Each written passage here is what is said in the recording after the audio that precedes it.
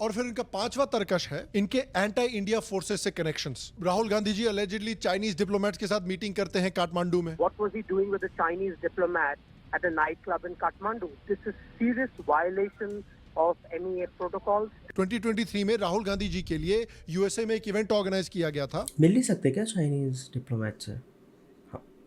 Is it illegal or is it just frowned upon or is it violation of some kind? Please let me know. I have no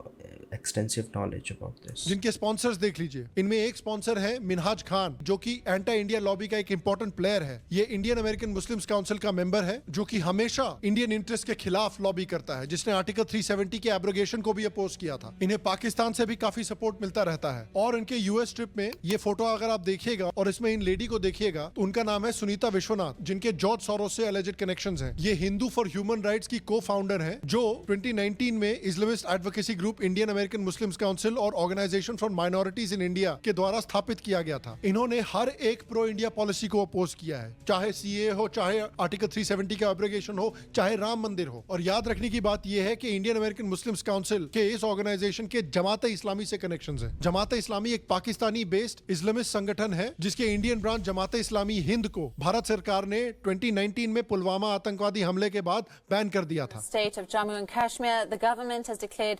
Jamaat-e-Islami an unlawful association. George Soros से जुड़े हुए और भी figures जैसे कि हर्ष मांदर जो CA protest में बहुत एक्टिव थे। हमारे साथ है हर्ष मंदर। हर्ष जी, आज आप यहाँ पे आए हैं प्रोटेस्ट में, जिन्होंने कहा था कि सीए का फैसला गवर्नमेंट के थ्रू नहीं बल्कि सड़कों पर डिसाइड होगा। इनके ऊपर हल्द्वानी में भी राइट्स भड़काने की एलिगेशंस हैं। इसका एक एनजीओ है जिसको इस्लामिक रिलीफ वर्ल्ड वाइड से फंडिंग मिली है। जो All of these support the institution as long as the institutions agree with them. The moment the institutions disagree, भाड़ में जाए इंस्टीट्यूशन, हम तो सड़क पे आकर के सारे डिसीजन करेंगे। इजराइल में बैंड है हमास को फंड करने के लिए। इसके अलावा सोरोस की ओपन सोसाइटी फाउंडेशन का वाइस प्रेसिडेंट सलील शेट्टी के भी एलिजिडली कांग्रेस से कनेक्शंस है। उसने भी फार्मर्स प्रोटेस्ट में और सीए में और भारत जोड़ो यात्रा में कांग्रेस पार्टी को सपोर्ट किया था। और देखिए, अब बात करते हैं कि मैं क्यों कह रहा हूं कि राहुल गांधी 21वीं सदी के जिन्ना है बेसिकली। और ये बात मैंने सबसे पहले नहीं कही है, ये तो एक्स कांग्रेस लीडर हेमंत बिस्वा शर्मा भी राहुल गांधी के बारे में बोल चुके हैं। एक काल में उत्तराखंड में भी बोल के आया हूँ कि जिन्ना का भूत घुस गया है राहुल गांधी में।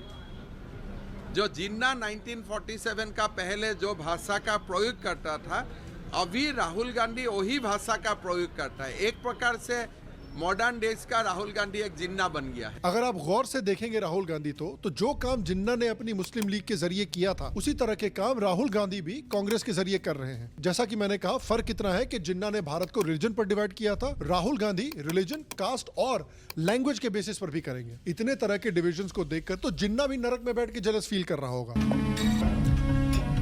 आपको याद होगा कि जिन्ना ने पार्टीशन की डिमांड करने के पहले ये कहा था कि देखिए कि इंडिया को लूज यूनियन ऑफ स्टेट्स बनाकर रखना चाहिए, जहां हर एक स्टेट को ऑटोनोमस और सॉवरेन पावर हो, खासकर मुस्लिम मेजॉरिटी स्टेट्स को, और सेंटर के पास सिर्फ डिफेंस और एक्सटर्नल अफेयर्स के पावर्स हो। आज उसी तरह की डिमांड्स आप देखिए राहुल गांधी मांग रहे हैं। वो भी भारत को एक देश तो मानते नहीं है, सिर्फ एक टेम्पररी यूनियन ऑफ स्टेट्स मानते हैं। India is described as a union of states.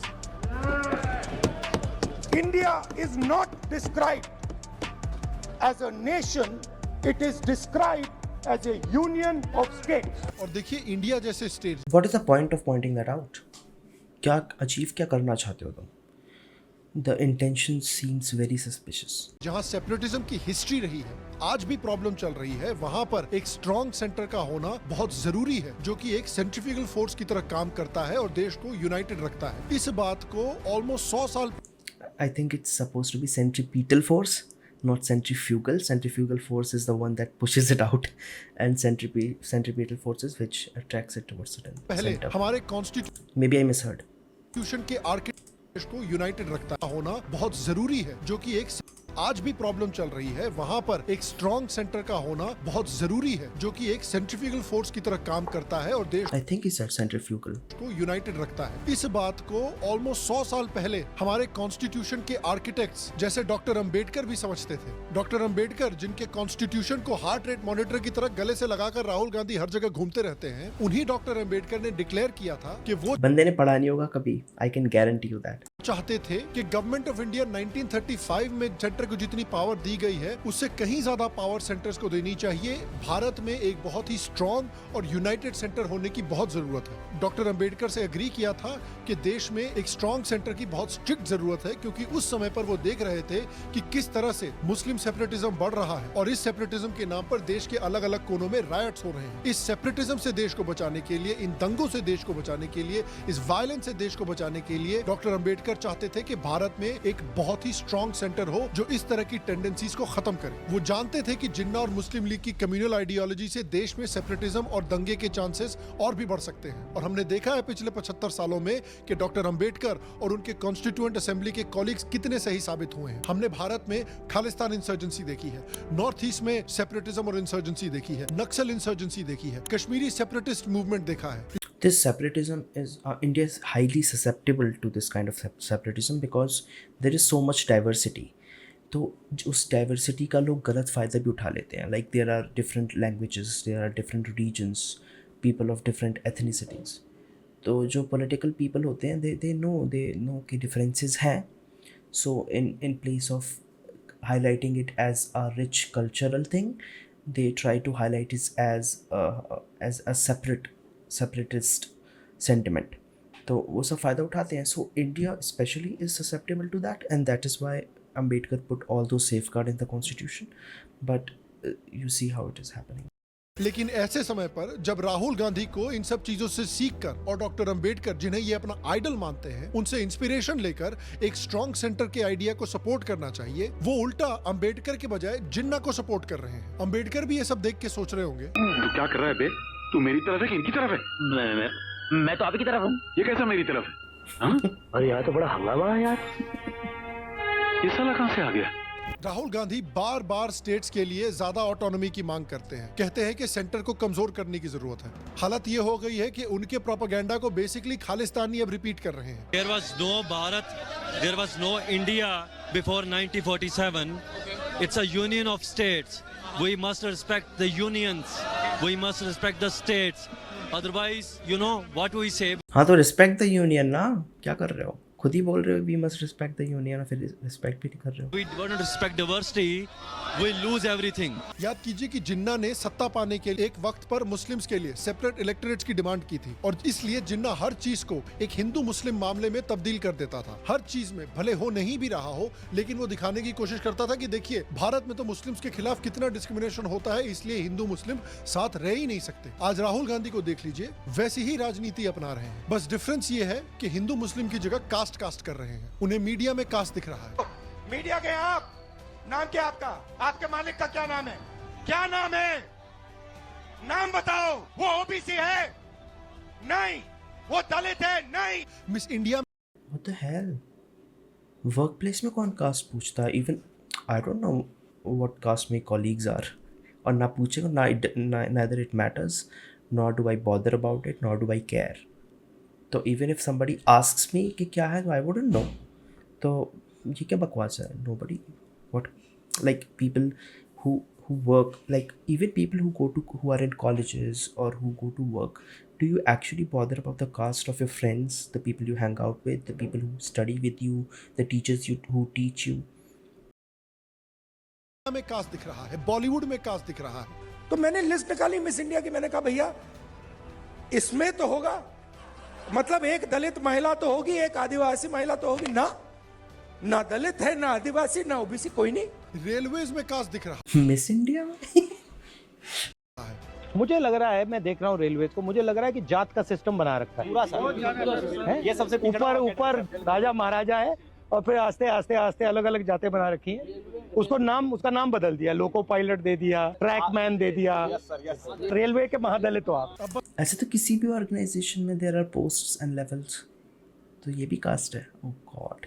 बस हम वेट ही कर रहे हैं कि राहुल गांधी भी जिन्ना की तरह स्ट्रेटेजिकली अलग इलेक्टोरेट्स की मांग करने ही वाले होंगे। जिन्ना ने जो मुस्लिम लीग के लिए मैनिफेस्टो तैयार किया था उसमें वो मेजॉरिटेरियनिज्म का विरोध बहुत करते थे। Exact same line Rahul Gandhi भी यूज करते हैं और 24 घंटे मेजॉरिटेरियनिज्म का रोना रोते रहते हैं। आपको याद होगा कि कुछ सालों पहले राहुल गांधी जी ने एक अमेरिकन एम्बेसडर से कहा था कि भारत में इस्लामिस्ट टेरर से कहीं ज्यादा बड़ी प्रॉब्लम है हिंदू आतंकवाद की। उन्होंने यूएस एम्बेसडर टिमोथी रोमर से कहा था कि हिंदू आतंक की इस्लामिक रेडिकलाइजेशन और लश्कर-ए-तैयबा से भी ज्यादा बड़ी प्रॉब्लम है। याद कीजिए कुछ महीने पहले ही इलेक्शन के बाद उन्होंने गुजरात जाकर कहा था कि हमने बीजेपी को अयोध्या में हराकर राम मंदिर मूवमेंट को हरा दिया है। यानी कांग्रेस का गोल था हिंदुओं को और 500 साल पुरानी राम जन्मभूमि मूवमेंट को हराना, जो कि हिंदुओं के लिए इतनी इंपॉर्टेंट आस्था का सब्जेक्ट है। इससे बड़ी और क्या हो सकती है भारत के हिंदुओं के लिए इंसल्ट। उन्होंने क्लेम किया था पार्लियामेंट में कि जो अपने आप को हिंदू बोलते हैं वो सिर्फ हिंसा और नफरत फैलाते हैं। फरवरी में एक रैली में राहुल गांधी ने कहा था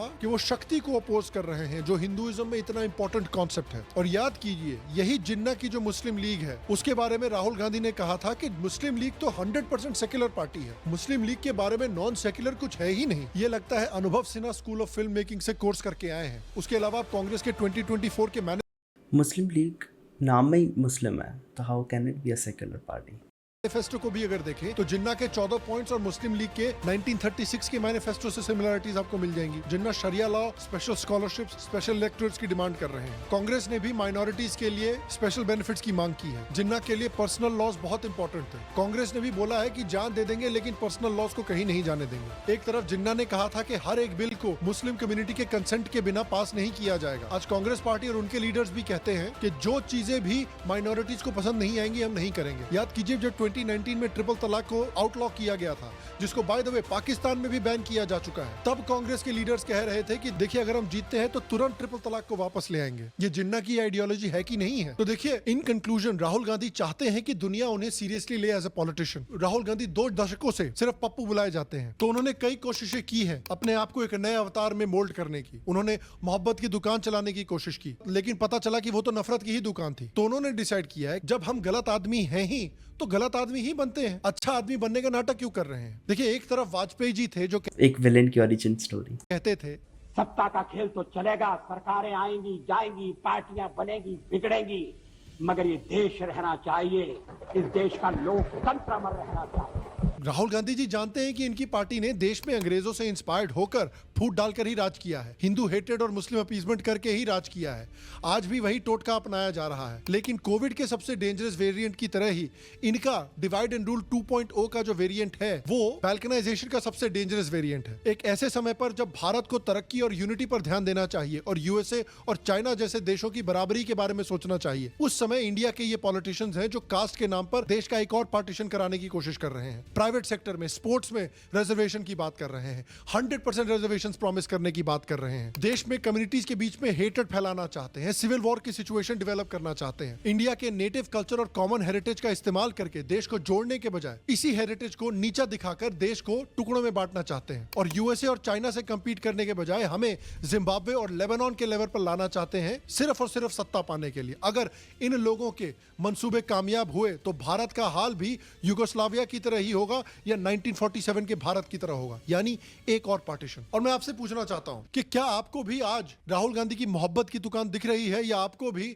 लगता है कि वो सिर्फ सत्ता पाने के लिए भारत को एक और पार्टीशन की तरफ धकेल सकते हैं? और बताओ कमेंट में बताओ। और इस तरह की नेगेटिव पॉलिटिक्स से जूझने के लिए आपको क्या लगता है कि बीजेपी की गवर्नमेंट को, एनडीए अलायंस को क्या करना चाहिए? नीचे कमेंट सेक्शन में मुझे जरूर बताएं। बाकी हमें पेट्रियन पर जरूर सपोर्ट करें। मैं आपसे अगले एपिसोड में मिलूंगा, तब तक के लिए स्वस्थ रहें, सुखी रहें, फिर मिलेंगे। और आप सबको चीफ एनफोर्समेंट ऑफिसर की तरफ से एक सेक्युलर सलाम।